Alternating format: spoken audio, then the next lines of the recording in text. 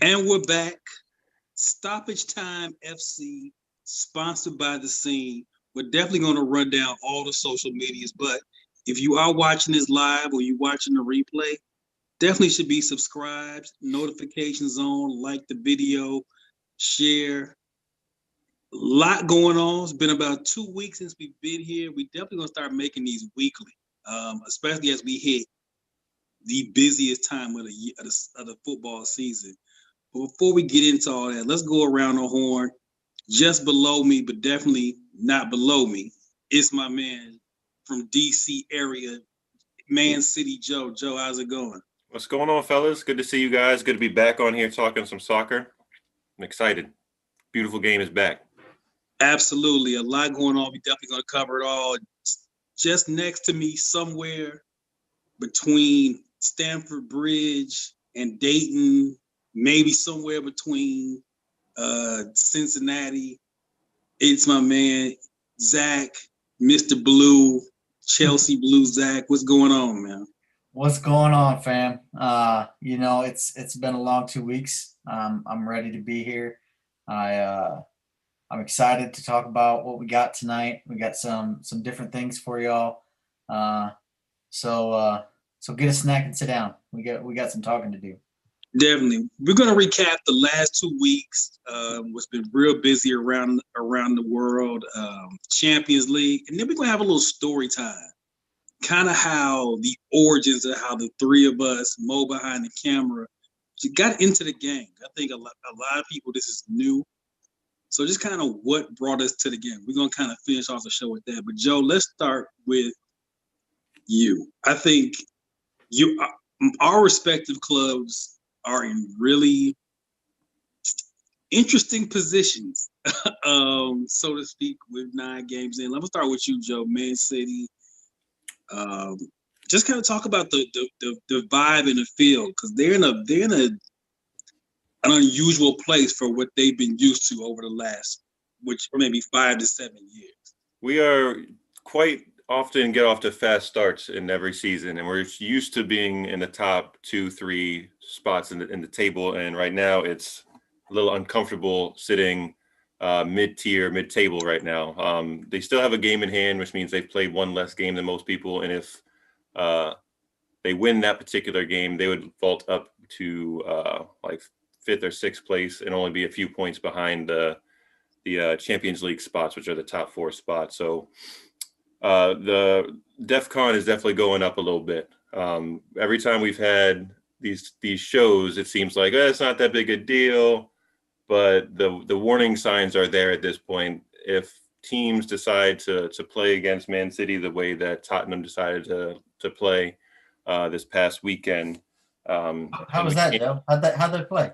They did this tactic that we might have heard called parking the bus, where they pretty much play their entire 10-man outfield players in the defensive half and just wait for a misplaced pass here or there, or someone to mess up a touch and just do a quick counterattack. And Tottenham, to their credit, and then as much as it pains me to say that, performed that perfectly. They've had, I think, 2 or 3 shots on goal the whole game, and they scored 2 and had maybe 30% of the possession for the whole game and beat us 2-0. And it's worrying that we seem to only have one way to score goals, which is to dribble, and try to pass our way through 9, 10 guys. And anybody who's played soccer before knows how difficult that can be, because you have to be precise with every single pass. And the real issue that I see is that they don't have a forward or a winger going forward that has any kind of size or height. So we're kind of stuck through doing low ball crosses and trying to walk the ball into the net. And when teams are organized and well organized like Tottenham was, and have the skill to counterattack as well as they do, it puts us in a bad spot, because we only have one real way of scoring goals right now, with Sergio still being out and then not having an alternative to the way that they've been playing lately. And people have figured that out. So they need to get back in the lab, and Pep needs to get back to the drawing board and come up with some some different tactics going forward. So Tottenham beat Man City 2-0 to put themselves in a spot that they're not accustomed to at this point. This is the first time they've been at the top of the table in probably, I think, 6 years. I think I saw last weekend. They're tied on points with Liverpool, who got another win this weekend, 3-0 against Leicester. So they're right up there. The Chelsea got back to their winning ways. They're 2-0. They won 2-0 against Newcastle. Arsenal drew with Leeds, and then Everton, Zach's sleeper team that we kind of bring up quite frequently because of their hot start, got back on the winning track and got a 3-2 victory against Fulham. Those were some of the standout games I saw. I would say this, Joe. You talk about Man City only having one way to score. As an Arsenal fan, I would prefer a way to score. Anyway, you pick it. Walk the ball into the net, a nice corner kick, pick something. I've been an Arsenal fan for a long time, and we're going to talk about how I got into that here shortly. This is without question the worst Arsenal team I've ever watched. And it's not even close. Oof. And it's one thing. Okay, you have those days in football where the ball just won't go in the net. That happens, everybody. It happens, right? Arsenal doesn't even get close to scoring. They don't even look like they're going to score. And we are an awful watch. For a team that has Alexander Lacazette and Pierre-Emerick Aubameyang up front, it's mind-boggling. Even without Ozil, they have the most expensive front three in the league. Mm-hmm. That's not even counting Ozil. And they scored 9 goals in 9 games. I know we're not a title contender. We're probably not even a top 4 contender. But we're not even fun to watch. It is such a dull team to watch right now. So, yes, City with all their struggles, and I know it's getting a little bit later. I still feel like City has a six in a row in them, where they just run off 6 straight, and it's cool. I still feel that's there. They got 2 winnable, very, very winnable games coming up in the next 2 weeks, and they can put up a quick 6 here shouldn't be any problem. Aguero's coming back. He's been on the bench the past 2 games, so he should be back to fitness, and that should help dramatically. So man, I still feel like Joe is going to be okay, but on this side over here, this is going to be it's Europa or bust. Like I already have kind of, not that the league is unimportant, but for me, it's the Europa League now, because I really think this Arsenal team is not going to break the top 6. I think there's just not enough there. And we all know the January transfer window, you don't really get good stuff in January. Like the amount of great January signs you could probably count on one hand. So it's going to be a struggle. But now, if you see, he got the fancy border, he's got his sweet track jacket on, he's got the background. So this is the man who looks like a winner. And he's unquestionably having the best time out of the 3 of us with this season. That's Zach. Zach, Chelsea, it looks like they're really, all the parts are starting to move and sync, and everything's kind of starting to get in order. Talk to us about what's happening over there on that side. Praise be. Chelsea is finally figuring things out. And I'm gonna pump the brakes on Chelsea for a second and say, today's segment is brought to you by the number 9. Okay? Number 9. 9 is the number of goals that Arsenal has scored this year. 9 is the number of goals that Heung-min Son has scored for Tottenham.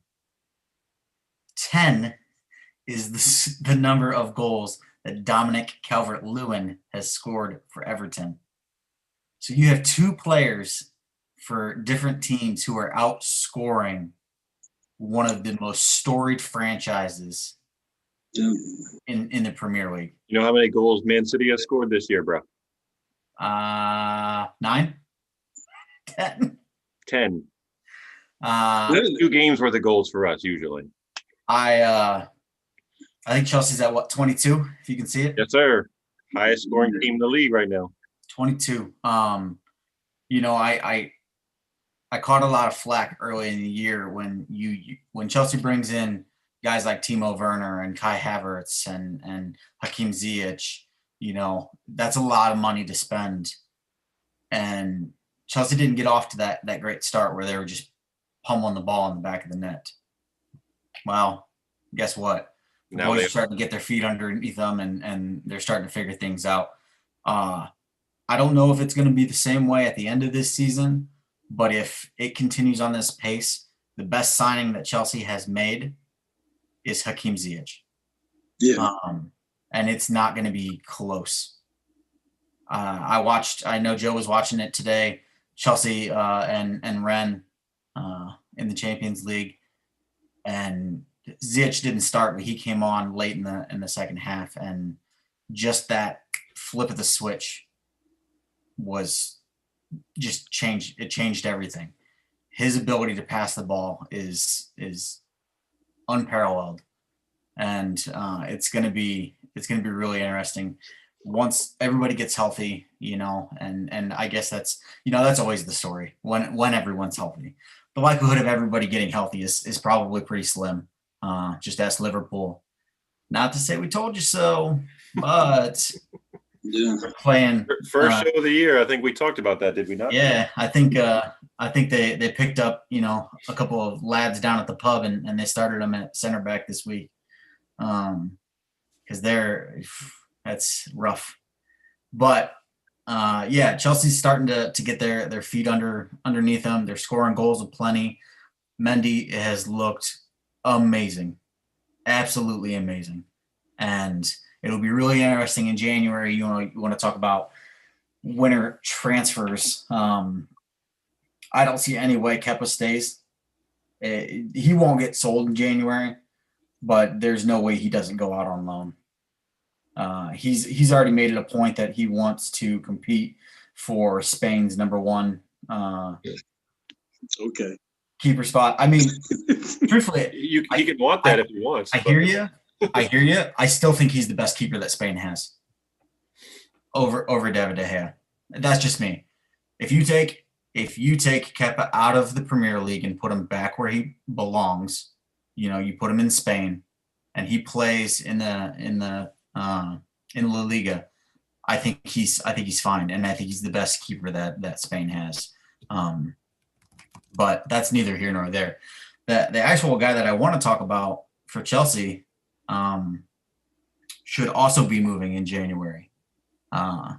Fills that number 9 role. I know Joe would love to have him in January.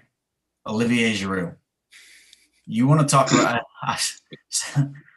Sorry, Ron. I know that's probably a touchy subject for you. Hey, you know what? Giroud, I love Giroud. Giroud is Robert Horry. Mm-hmm. He might score 4 points in the game. It's the biggest 4 points in the game. And that's Giroud. Yep. He's going to score once a month. He's going to score the biggest goal of the match once a month. Today, he clinched it in the 91st minute after Rennes had tied the match. He had a 91st minute header and won it. And I heard something today when I was watching the Champions League, and I didn't know this. So, you know, Didier Deschamps started Olivier Giroud every single match during the World Cup.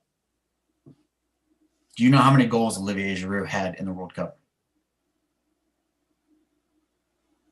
0. But his ability to play that false 9, you know, that link up play for, you know, wingers when you have guys like Mbappe out on the wing and Dembele and that, his ability to pass the ball and suck, you know, the defenses in is unparalleled, and he does not get the credit that he deserves. And he's probably going to finish as France's all-time leading goal scorer, which is insane to me. Yep. But it looks like, I get it. He doesn't want to play third fiddle at Chelsea anymore. And I can't fault the man. Admittingly, I wasn't the biggest fan when he arrived in Chelsea, when they brought him from Arsenal. I was like, why? But I'll gladly eat that crow. Let me ask you something, Zach. And we talked about it when we had the preview show at the beginning. We talked about how this was going to be a strange year. We talked about it looks like fans are coming back. We'll talk about that shortly, but they're going to kind of trickle fans back in. Mm-hmm. Joe's Man City has had a slow start. We know about Arsenal struggles. Liverpool, Klopp, to me, has done an unbelievable job. They're still somehow top of the league, but with Chelsea right now, I know it's early. It's only 9 matches in, plenty to go. But are you kind of feeling like, you know what? This might actually be it. I don't know if it's it. But I'd be lying if I said that I don't see, if they continue, this somewhat similar of this trend that they're doing. Obviously, they're not going to continue. They haven't lost a match in I think 3 months, and that's in all competitions. Their last loss was to Liverpool in the cup. So I'd be lying if I said that I didn't see them fighting for that title at the end of the season, if things stay on par. Because as we say always, Tottenham is gonna Tottenham, and this Sunday is actually a great match. It's Tottenham and Chelsea, and Chelsea doesn't have to worry about Champions League now. They've already wrapped that up. Tottenham's got to worry about the Europa League, but that's going to be a huge match. Sunday, 11:30 a.m. Be there. And I'll tell you this, as an Arsenal fan, anything Tottenham is, I'm just,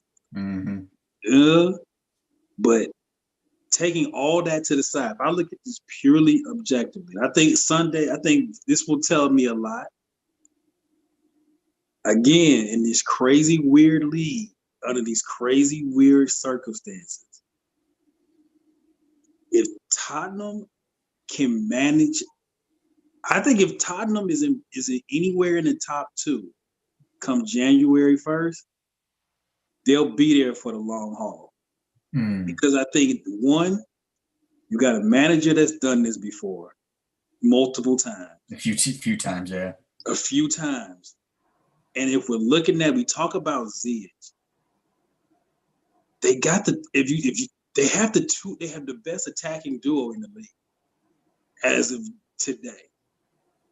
Kane and Son are absolutely destroying everybody. And again, Spurs may Spurs, and they may end up doing it. Now I could be saying like, well, I guess I was wrong again. But I just think this is just one of these weird years where just some weird stuff happens. And I don't know. I'm hoping not. But I just think this is just one of them weird years where you get some stuff that happens. I think right now, to me, unless Liverpool gets healthy, which we don't know when that's going to be, if you had to tell me right now who are your 2 favorites to win this title, as of this moment, it's Chelsea and Tottenham as of today. Because I just don't know if Liverpool's going to be healthy, and I don't see anybody else that's capable of doing it.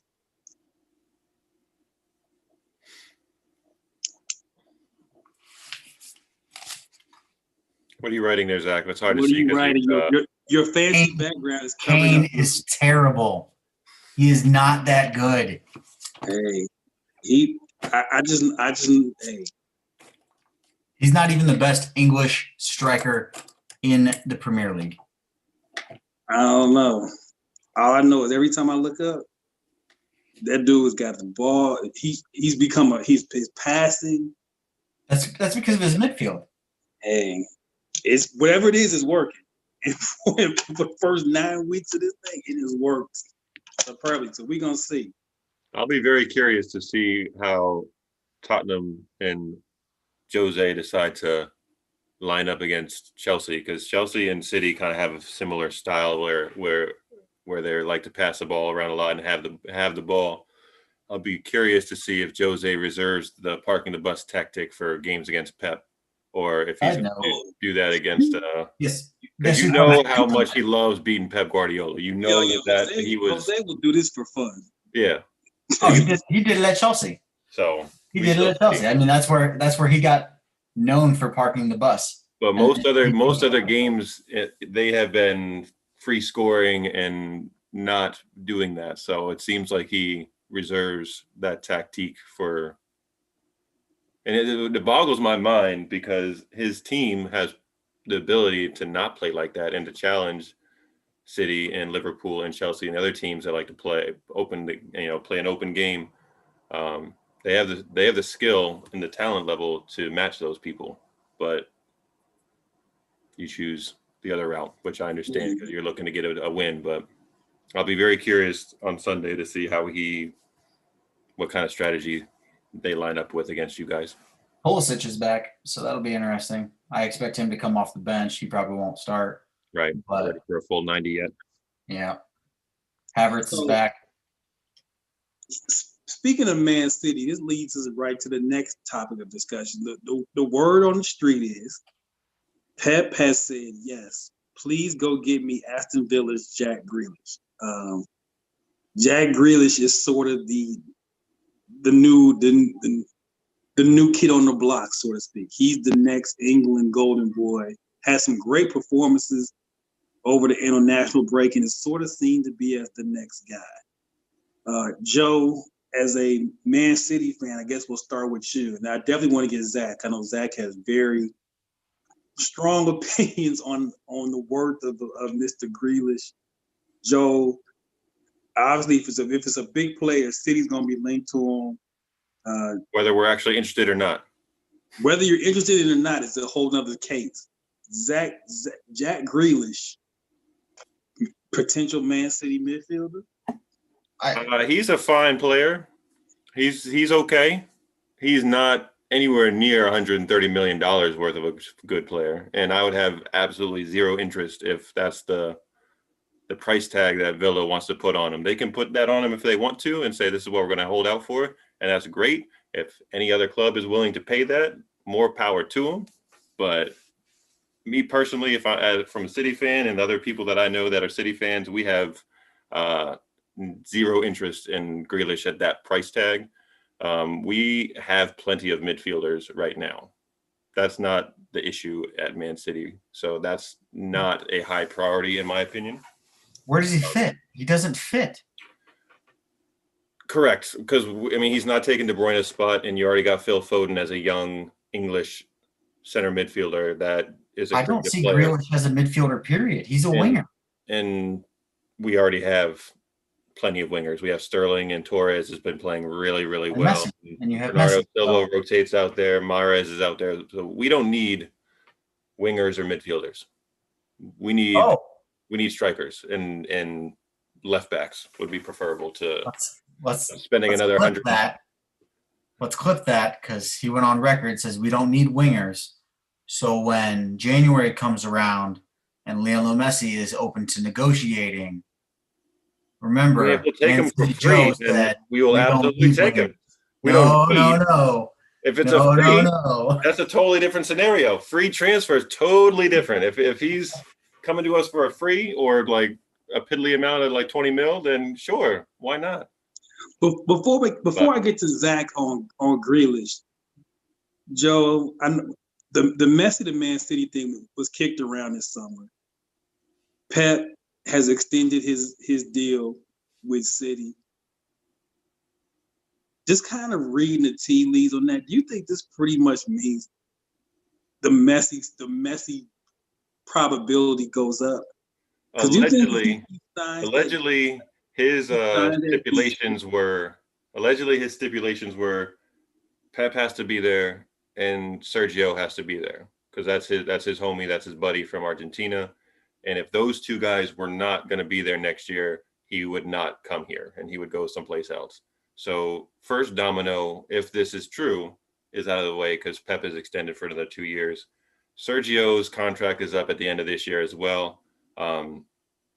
His stance all along has been whenever his time at Man City is done, he's going back to his boyhood club in Argentina to be closer to his son because he's lived apart from his son his whole life. His son lives in Argentina with his mother, and he's been adamant that he wants to be closer to him, and wants to retire at his boyhood club in Argentina. So if he decides that he will stay in an additional year and re-up his contract, he's still the best striker that we have and somebody we rely on in big games. So if he decides to come back for another year, if he and Leo start talking and he extends too sometime in the next 3 or 4 months, then to me, it's almost a foregone conclusion because I don't see anybody else that was going to be able to pay his wages and give him the facilities that we have, give him the combination of best friend on the team pretty much and a coach that he has had such great success with. There's really no other that's the best scenario for him. If I'm Leo Messi, that's my first choice, obviously. So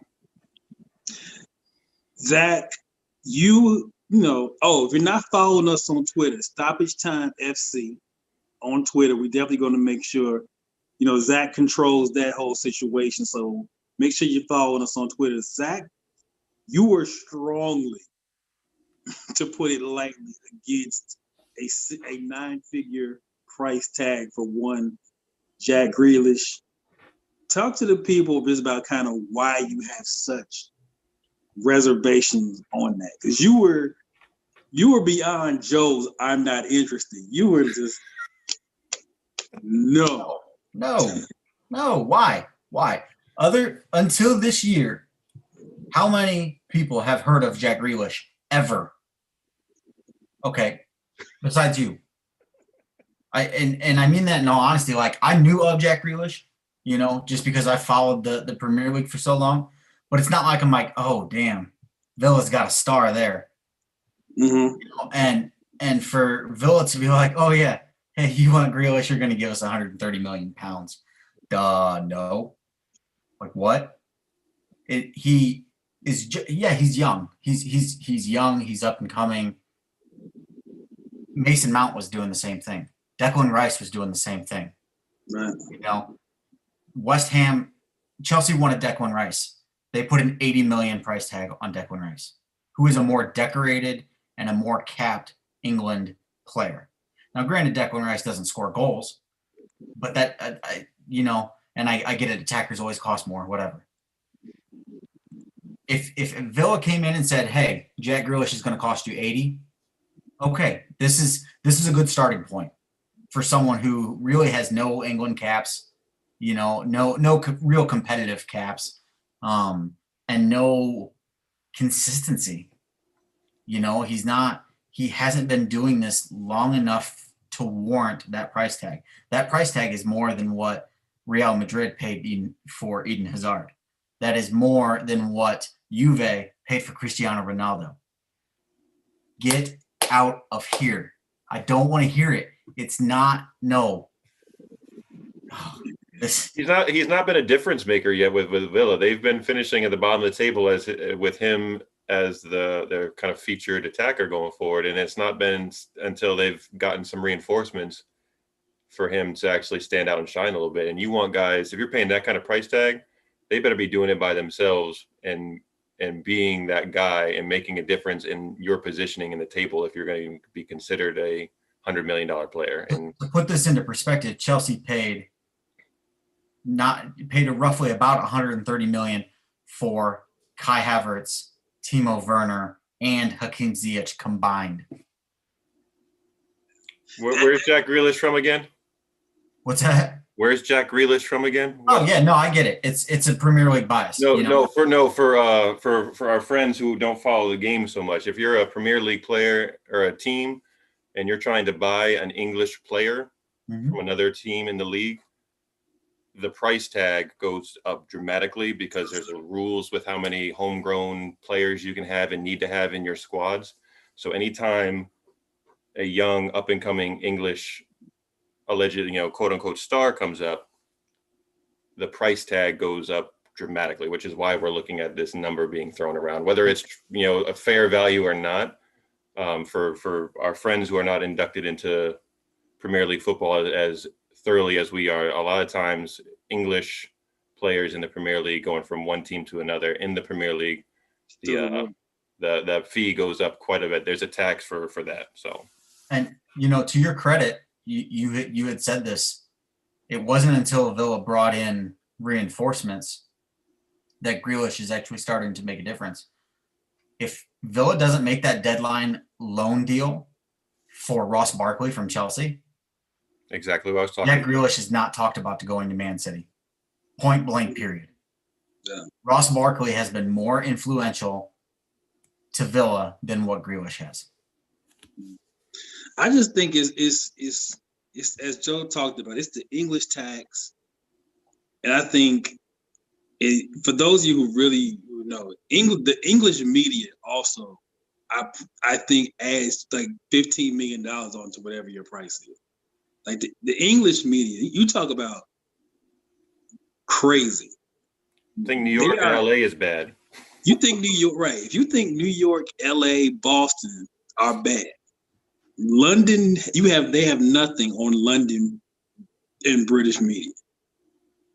So I think they hype up guys like Grealish, and then the price all of a sudden, as Joe talked about, becomes $100 million. Oh, he's the next Golden Boy. He's the next Beckham, the next Rooney, the next whatever. I was waiting for it. Yeah, he's and then all of a sudden a guy who has played good for Villa, but certainly not carried Villa to anything of note, is probably a $55-60 million player, even in today's inflation. But as Joe and Zach talked about, the British tax makes it 130. So Villa can say to Man City, yeah, 130. Now, Man City probably like, no, we're not going to pay that. But it's crazy.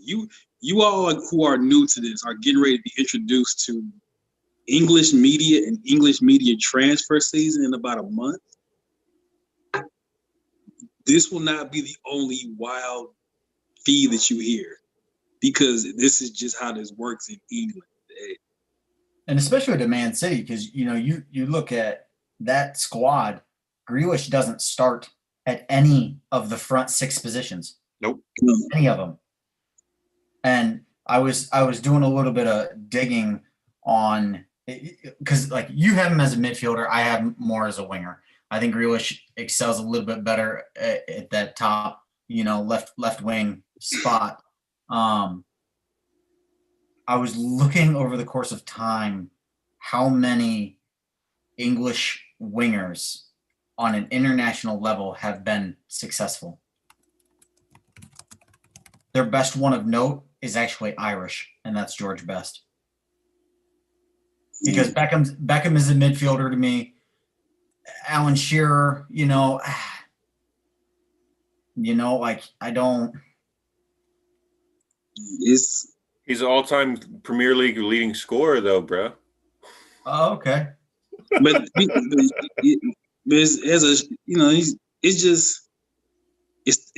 the hype of the English media that does it. And I think, and it's unfortunate for somebody like Grealish, to be honest, because Grealish probably, if he was allowed to develop, allowed to grow into this, could end up being worth a lot of money later on. But because the English media and English fans are crazy, they're not going to let it be that way. And eventually he may end up getting a move to City or somewhere else, but it'll be overpriced, overhyped. And if he doesn't hit the ground running at whatever his next club is, then he's Jack Grealish to flop, and we just do this whole thing over and over. And his career is over. And this is the thing for Grealish, like, as on a personal level, Jack's got to be real smart about this, because if he makes the wrong move, he's done because of that hype and how quickly. The first time I saw British media use the C word in an actual media, and I'm like, oh, so this is the kind of people that we're dealing with. You know, they're very ruthless. They're very savage in the way that they portray players. So he's got to be smart. Like, don't take the move just because it's a move. It's got to be a smart move. If Grealish wants to make a move to a bigger club, I think he needs to look at Arsenal. He needs to look at somewhere where he can slot in right away.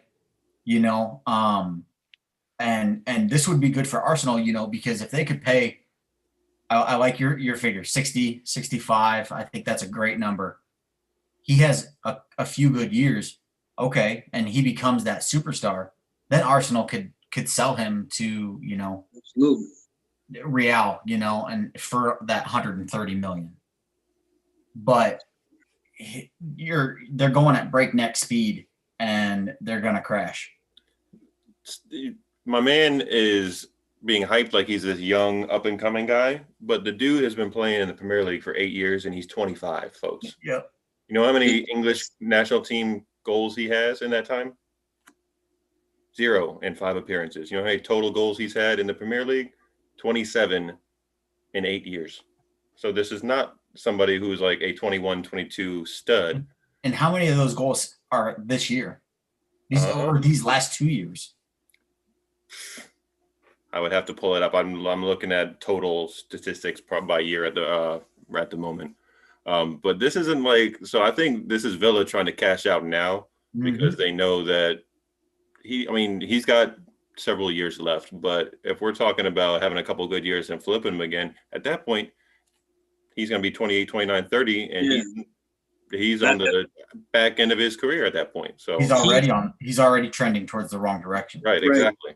And we know this is like, if he's going to get the big move that we talk about, it'll be this summer, because once he hits 27, 28, which is not old age wise, but in football, 27, 28 is the back end. Unless you're a transcendent star at that point, you're not getting a big money move like that. Yeah, unless that's you reserved are for the younger guys now. Cristiano or Messi, someone who is just that level of player, his big move is this summer. So we're going to see. Now we're going to transition into story time. We promised this last show. We talked about this in the group. If you're on Facebook, Stoppage Time FC is the Facebook group. We talked about what gets you into this game. Obviously myself, Joe, Zach, from America. So, soccer is not the first sport like it is in Europe and South America. So how do 3 American dudes just all of a sudden fall into this great sport? So I'll let Zach start. Zach, what is kind of whether it's a moment, a play, it could be just anything that you like that kind of pulled you into this sport? So for me, like, it's weird because I grew up playing soccer, ever since I was knee high, and it's always been there. It was always something I did for fun. I didn't really do it because I loved it until I got a little bit older and into high school, and I got around. Those of you that are familiar with Stoppage Time are familiar with my good friend Diego. His father and was my soccer coach, and they taught me so much in such a short period of time that really started piquing my interest. And as I got older and into high school, I just randomly started watching the Premier League, and I picked up on Chelsea, and I always had a kind of an attraction to them because my high school was blue and white. Chelsea was blue and white, so it kind of just made sense. And that was the years of Jose, the chosen one, his first go around when he won it. When Abramovich first came in and started injecting money into the club, and that's when I started to really start liking it. But and we talked about this not too long ago when we were showcasing some games. I talk about a game, and it will always be that Chelsea Barcelona game in the Champions League in 2009. You'll never forget the two blatant handballs, the non-calls to screw Chelsea out of winning that match. And then you have, Didier Drogba at the end in the camera. It's a disgrace. And that was like, boom. I was a fish on a line, and they were reeling me in, and it's been nonstop ever since. Joe, how does a DC guy end up not even just Man City, but just into the game, period? Well, I never played soccer. I played basketball from the time I was 6 all the way through high school, and that's all I played. I played basketball year round. So I've been a hooper my whole life, and I never liked soccer. I made fun of soccer players all the time. It was a complete opposite of basketball. You use your feet instead of your hands. So I just played basketball. I lived, breathed basketball my whole life. And then 10 years ago, when the World Cup down in South Africa happened, I just was like, you know what, I'm going to try something new. I'm going to hop in and watch a lot of games. And I just really got into it with a buddy of mine. And we started watching those games together, and we started playing FIFA together, video game. And at that point, I was like, all right, I like FIFA a lot. I'm going to play this game a lot. And the World Cup that year was just a lot of fun for me. So I hopped on FIFA. And anybody who knows me knows I'm a gigantic North Carolina Tar Heels basketball fan. And if you notice, Man City's colors resemble that sky blue, that baby blue, that Carolina blue. So that attracted me to them in FIFA, as well as my guy on the back of my shirt I'm wearing right now, Sergio Aguero. He was my favorite guy to use in FIFA. And from there, I just continued playing with Man City and delving more into what their history was. And they have a lot of similarities to a lot of the teams that I follow over here in the U.S. side. So your boy got in 2010. It was after the money came, but it was before any of the big winnings started happening. So anybody who likes to poke fun at your boy Joe Mavor for liking Man City just because they win all the time and have a ton of money, this is the real story. It was before the winning started to happen. So I got in before all that.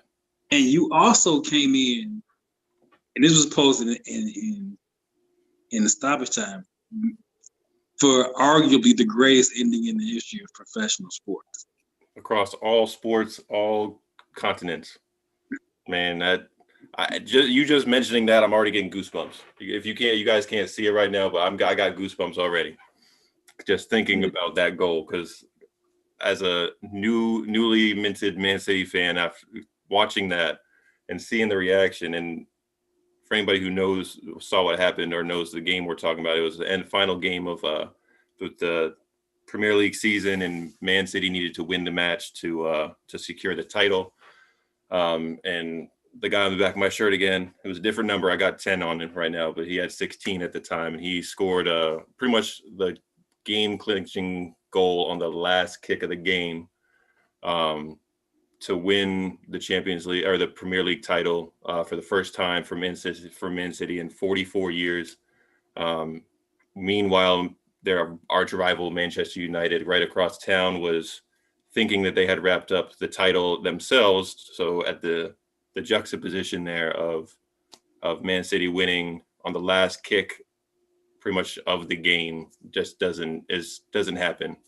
So it was an electric moment. Every time I watch the YouTube clips, it gives me goosebumps. For it, like we were talking about sort of off in our own little separate chat. The only thing I could equate that to is you would have if Luka had hit that shot in Game 7 of the NBA Finals, it's probably the only thing I could say would be even close. Right. This it's the most dramatic ending to a season in the history of professional sports. And what's crazy about that is, to show you how all this comes together, Zach's team, Chelsea, wins the Champions League 2 weeks later, almost. It was about 2 weeks later. And Drogba again, the match time goal, literally on the last kick in regular time to send it to extra time, is Drogba. So both of you within like 2 weeks had the most dramatic moment in the history of professional sports, and then arguably the most clutch goal in the history of the Champions League 2 weeks later, because if Drogba misses that or doesn't go in, match is over. Like your background, Zach. Thank you. Six games. 6 games you suspended for that. But to your credit, that not only was it for the Premier League and the Champions League, arguably the biggest goals in their club's histories. Yeah. I think without a doubt. Without a doubt. That, that's Chelsea's only Champions League victory. Penalties over the mighty Bayern. Back when Bayern was doing the revenge tour early. And to show you how wild in that Drogba goal, that's versus Bayern Munich. In Bayern Munich Stadium. Bayern Munich was the host of that Champions League final. Yeah. So not only is it the Champions League, it's basically it's an away match. You're basically in a real away match because you're playing at Bayern. So Aguero, Drogba, those are probably, you can make the argument those are the 2 most dramatic goals that's ever been in the sport. If you really want to be honest about it. Yeah. You won't get an argument from me. You know how I feel. At least for what they meant, and what they clinched. Maybe not the biggest goals period ever, just because there's so many. But I'd be hard pressed to. That might be the most clutch Champions League goal ever. Yeah. It's gonna be hard. It'll be hard to beat. Yeah. My introduction to the sport was I was a World Cup guy. Every 4 years, I'm into it. I didn't really get into it. You talk about Joe said, hey, the colors match, I'm with it. Zach, hey, these colors match, I'm with it. So how I got into the sport was Ronaldo. As you can see, my name is Ron. It's hey. So it was really as simple as that. And I got into it. And this was right about the time when cable started to expand and you started to get more channels. And so you had Fox Soccer Channel, which started about 2000, 2001, which showed everything. Mm-hmm. The Premier League, La Liga, Serie A, Sky Sports News actually came on Fox Soccer Channel. So that was kind of my first introduction to it. And even though my goal is clearly not anywhere as level as dramatic as Drogba and Aguero, the first really big club match was when Arsenal beat Manchester United at Old Trafford in 2002 to clinch the Premier League title, which was Sylvain Wiltord. So it's just funny how we all kind of caught our clubs at these sort of seminal moments. Like you catch these things, and once you're in it, it has you. Once you're in, and So I would say since 2002, man. So that's clutch because I was thinking about that. You got into it literally right before the Invincibles. Literally, yeah. The Invincibles The was season 2 years later. before. Was 2 years later. 2 years before the Invincibles was there, and that was the Invincibles was must see what I could TV, and you're looking for updates because I think the Invincibles crazy about the Invincibles is it's like okay, it's 15 in a row. Now it's 20. Now it's 25, and it's like, well, can you really go 38 in a row without losing? And they did it, and then they got to 49. And then on the 50th match, I will never forget this. You're going to read the comments. That damn Wayne Rooney hit a screamer from about 30 yards on what should have been the 50th unbeaten match and beat us. He was like, man, but yeah. So yeah, I caught the glory years. 2 years before the Invincibles, I was in. That'll never happen again. Nope. No. It's we talk about the Dolphins, the 16-0 Dolphins, how it just never happens. There's just too many variables.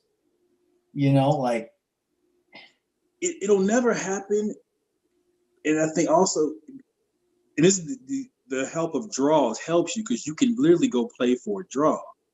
I'll tell you what I think won't happen again, and I'll give it up to my man Joe.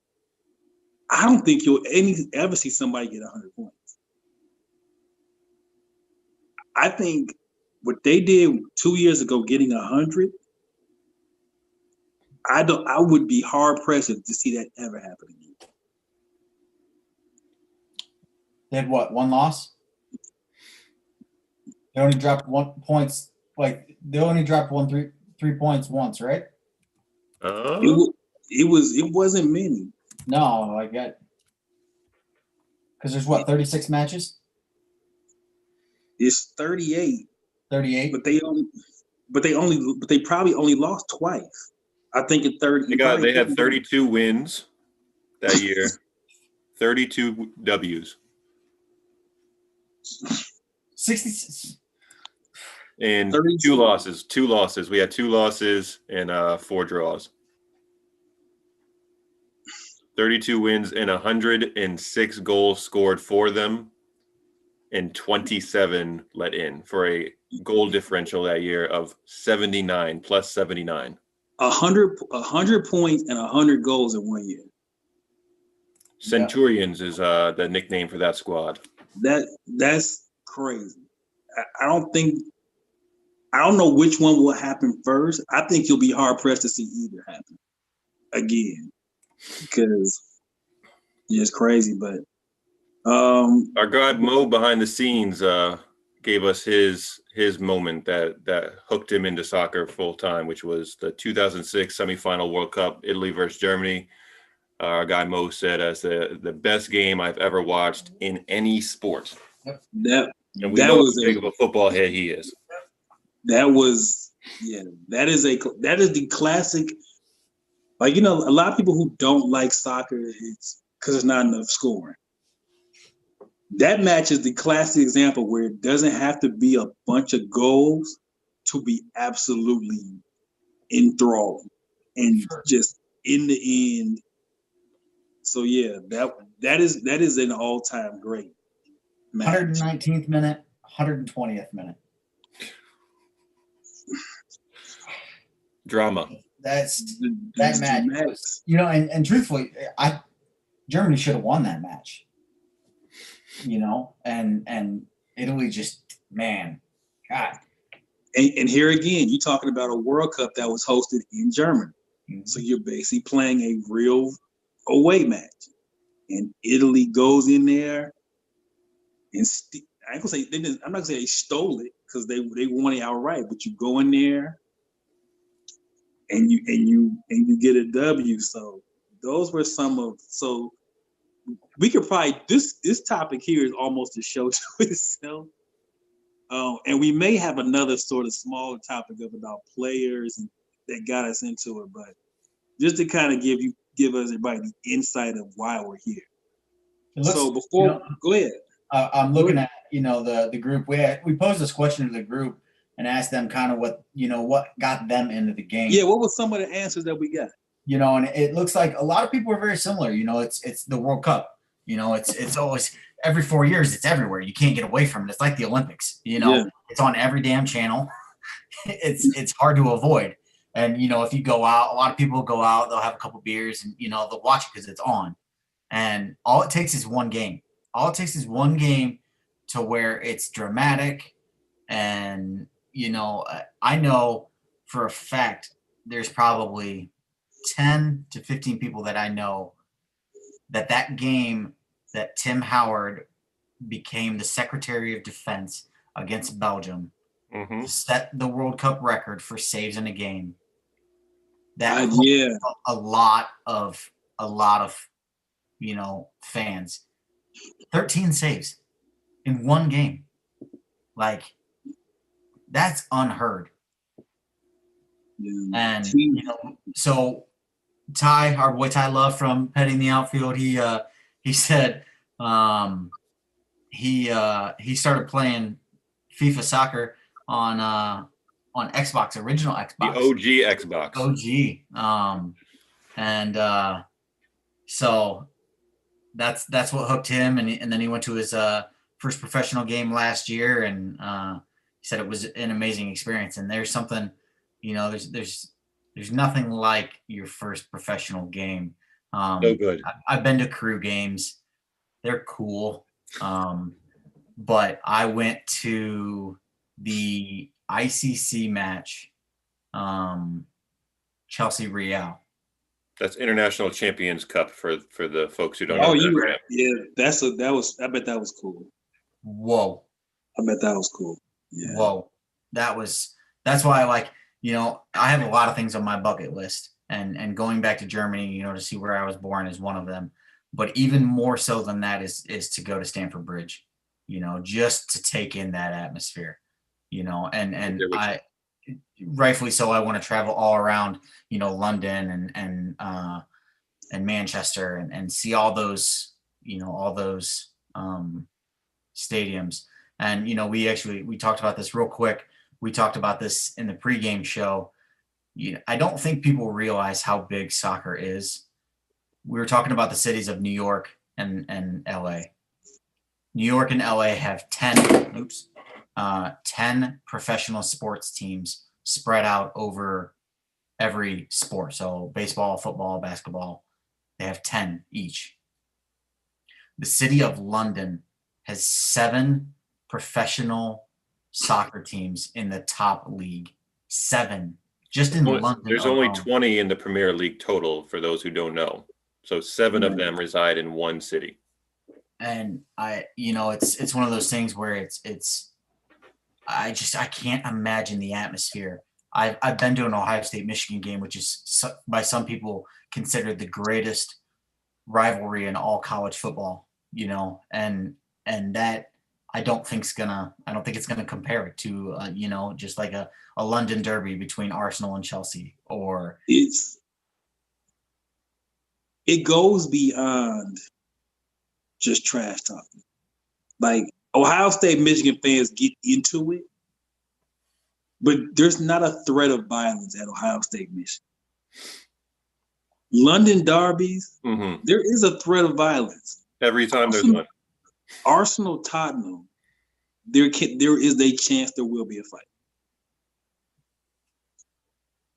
It is football around the world it is a completely different feel to the fandom in this sport than is any other sport.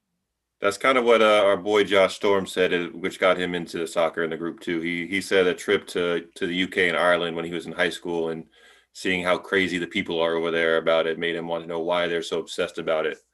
And then got into it a little bit then, and then really got back into it again in the Man United's Champions League run in 2008. But that experience of going to the UK and Ireland for Mr. Storms was the what really ticked him off into getting learning more about what the game is about. I can believe it. I think that's a bucket list trip. Once all this is over, I absolutely want to see. I don't care if Arsenal is playing the Boy Scouts FC. Yep. I think just one trip for the list. So we're gonna wrap this up. Remember, follow us on all the socials. If you're on Instagram, it's the.scene. That's THE_SCEN. That's Instagram. Twitter, SCEN_THE. Zach, just so I don't get this wrong, what is the stoppage time? It is Twitter. The stoppage time Twitter is at stoppage time FC. All together. Luckily, we got that handle under wraps. No issues, no copyright infringements. Got it. Stoppage Time FC is a Twitter. We're gonna start doing these weekly. So certainly we're gonna make sure that you're with us, because as Joe and Zach can attest, between now and about the second week of January, it is literally, it's almost every other day for about the next 6 to 7 weeks. So we will be here. There is not an international break for the Premier League until March. Yep. Four competitions going on in English football. So a lot of the top tier clubs are participating in a lot of competitions, which is where all these games are coming from. 2 times a week minimum. Yep. Yeah. So next time we're going to come back with Know Your Role. I think we'll also talk a little bit more, fellas, kind of about the structure of all these competitions. And more importantly, I think the interesting of the league. I think one of the big differences between this sport and here in America is that your season is the playoffs. There is no playoffs. Yep. Which for a lot of people is like weird concept. So Know Your Role definitely will come back. We'll talk about how these competitions are structured, how the leagues are structured. And of course, we'll review what's been going on, Champions League, the domestic league. So we got a lot. Chelsea's run for the title. Hey, unfortunately, as an Arsenal fan, I think we are going to be talking about Chelsea's run for the title. But stay tuned with us. Ron, Zach, Joe, Mo behind the camera. Definitely make sure you're tuned in. Facebook group, Stoppage Time FC. Thank y'all for joining in. Signing out.